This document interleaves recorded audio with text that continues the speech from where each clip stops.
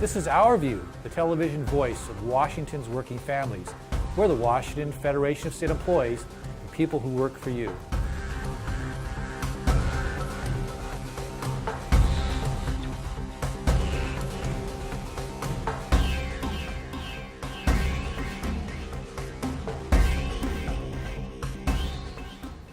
It's back to school time.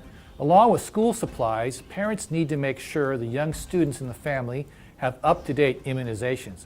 While required by law, immunizations not only protect your child, but the rest of the class as well. And Federation members at the Department of Health are online to give you the information you need.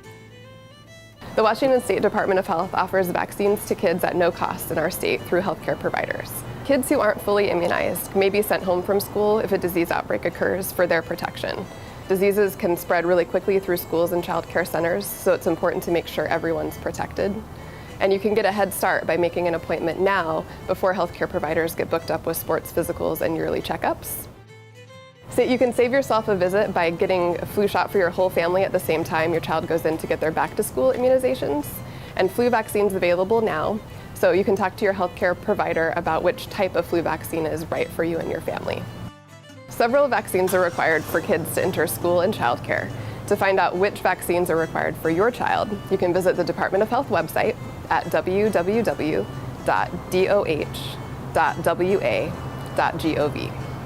To find a healthcare provider or an immunization clinic, you can contact your local health agency, or you can call the Within Reach Family Health Hotline at 1-800-322-2588. Immunizations are one of the best ways a parent can keep their kid healthy and safe. Immunizations save lives. So we know parents have a lot of questions and concerns about their child's health and safety. It's important for parents to talk to their healthcare provider with any questions they might have, especially about immunizations. The Department of Health's mission is to protect and improve the lives of people in Washington State. I work for the Immunization Office at the Department of Health, and the people that I work with care greatly about the health of kids in our state. Do you know someone or have a family member who could benefit from an education that pays the student a salary? The building trades have apprenticeship opportunities that lead to careers with family wages and benefits. Here's one example. We offer a 4-year training program with great benefits, good pay, with the ability to travel, and that the work is picking up. And we welcome people to come in and apply. There's lots of opportunities for females, minorities, veterans. We encourage everyone to apply. I think we have a position for anybody that wants to come in. We're going to be seeing some of our local contractors are going to be doing a lot of rebar work. That's going to be a huge facet for those apprentices, including wind turbine. We got a lot of wind turbines in our area that have popped up all over the Northwest. That's a big one. Structural steel always. Bridges like you're seeing here. If it's not rebar, it might be bridge girder steel. They're always looking at infrastructure. Those are big needs. You're going to go out, work some long hours, maybe some hot days. Like for today, it's a nice cool day out there. These guys are working up there, doing a great job. And right now they're making $20 an hour, and they've got benefits. This is great benefits, and I have a son, and I want him to have something after I retire, and I want to have something after I retire instead of working at McDonald's after I retire.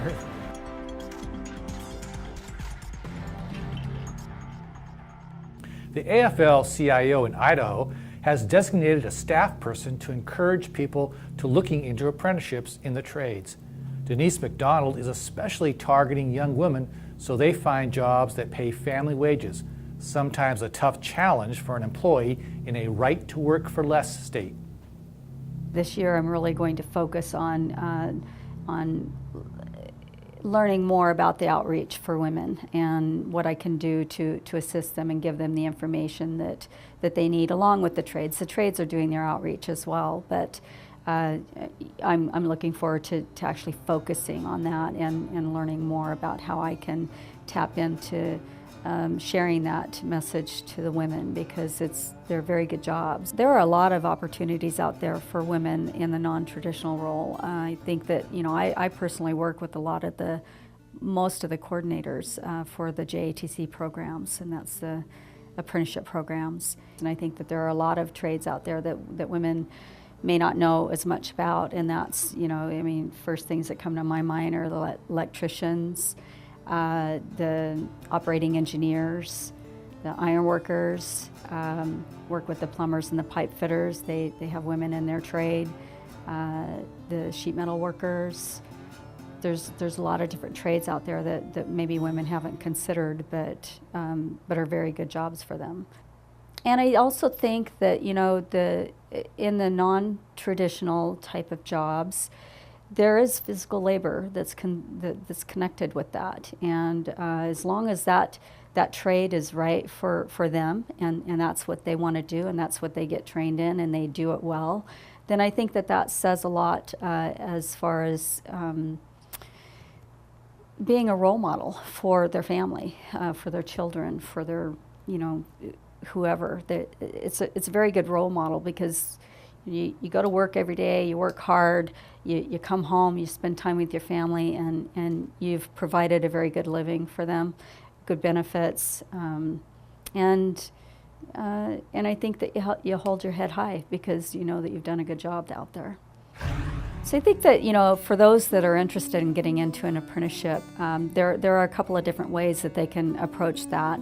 First of all, I'm the labor liaison for the apprenticeships, and I'd be happy to work anybody through that, you know, through the process and getting them set up.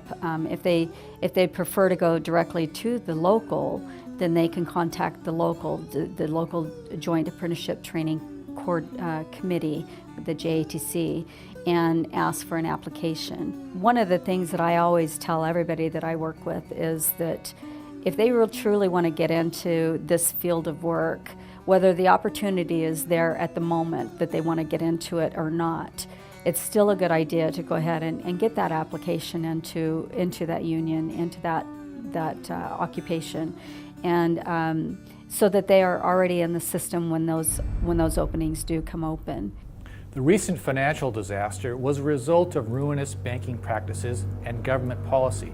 Something to remember when business and political leaders try to convince us workers somehow played a role in this. Jim Baker of Global Union reminds us of that. It's true that the financial crisis was not something that reflected decisions made by trade unions. Mistakes by governments in deregulating the financial markets produced something that quickly got out of control and had huge impact on workers. So how have we suffered?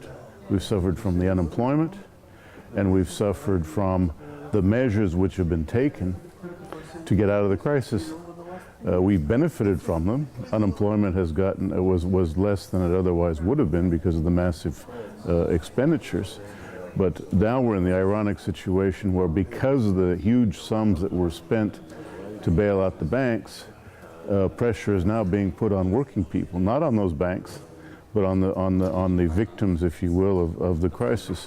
And so you've got austerity measures, which have cut very much into public welfare, as well as the rights, in some cases, of public employees, as well as their benefits. And you've got pressure for flexibility programs to reduce the rights of workers, measures which are totally unconnected with anything having to do with the reasons of the crisis are there. So certainly the restructuring of the regulatory structure at the global level on financial markets is absolutely vital. If not, there's no way to avoid this happening again, and then again, and then again. This month, Ross Reeder tells us of another giant in Northwest labor history. George Francis VanDerveer was born in Iowa on August 2nd, 1875. At his father's urging, he attended college at the New Stanford University in California, and then attended Columbia Law School. VanDerveer moved to the boomtown of Seattle, renewed his connections with his school friends, and became associated with the business and legal leaders of the city. VanDerveer took a job with the prosecuting attorney of King County. As a prosecutor, VanDerveer developed into an able courtroom warrior. He disliked the webs of corruption that characterized local politics, and he made a political enemy of the owner of the Seattle Daily Times, Alden J. Blethen.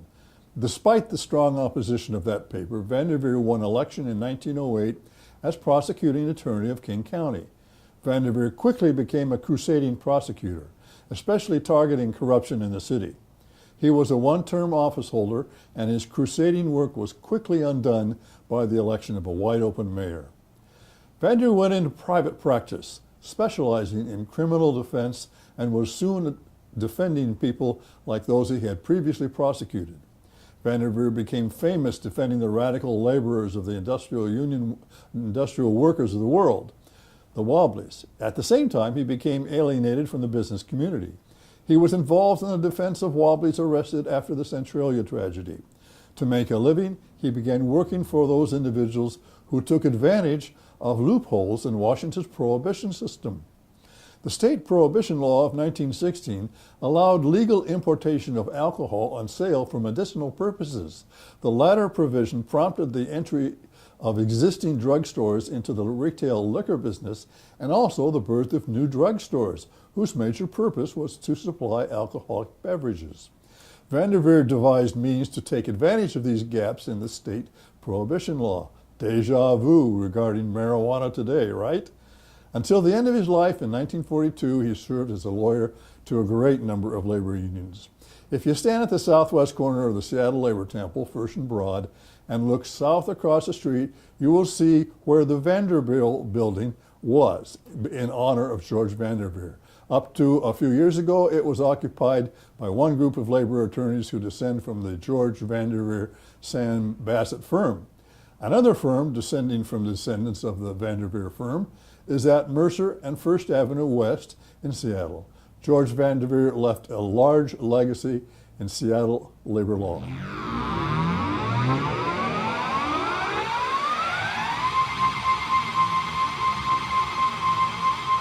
We take a moment this month to recognize McDonald's Corporation for providing their employees with a sample budget so workers can reach their financial goals. With that in mind, McDonald's provided a printed sample budget for employees. It provides for a net income of $20.60 per month, allows for $600 in rent, $50 for electric, and a car payment of $150. Of course, there is no budget for gas or to maintain the car. Health insurance, $20 a month. No money for groceries, and this monthly budget assumes you'll have an additional part-time job. Thanks for the effort, McDonald's, but what you have admitted is that your employees cannot possibly live off the wages you pay. Not uncommon these days.